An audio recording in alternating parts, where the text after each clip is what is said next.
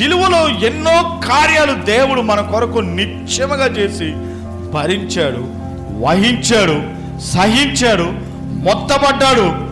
ఎన్నో ఆశీర్వాదాలు ఆయన సిలువ ద్వారా మనకు ఆయన పెట్టున్నాడు. ఆయన కనుక సిలువ అనేది విలువైనది. సిలువ మనకు విలువైంది. నిత్యముగా మన రోగాలను ఆయన భరించాడు. ఆయన పొందిన దెబ్బల ద్వారా మనకేం కలిగిందంటే స్వస్థత కలిగింది.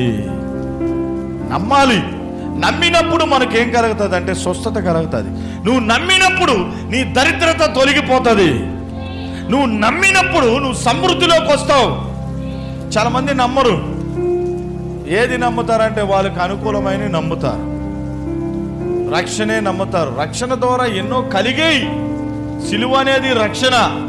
ఆ రక్షణ ద్వారా ఆ సిలువలో రక్షణే కాదు, స్వస్థత కూడా ఉంది. ఆ సిలువలో రక్షణే కాదు, విడుదల ఉంది. ఆ సిలువలో వ్యసనాల్ని భరించాడు యేసయ్య. ఆమేన్. కనుక మనం నమ్మినప్పుడు ఏం జరుగుతుందంటే మనం అద్భుతాన్ని మనం చూడగలుగుతాం.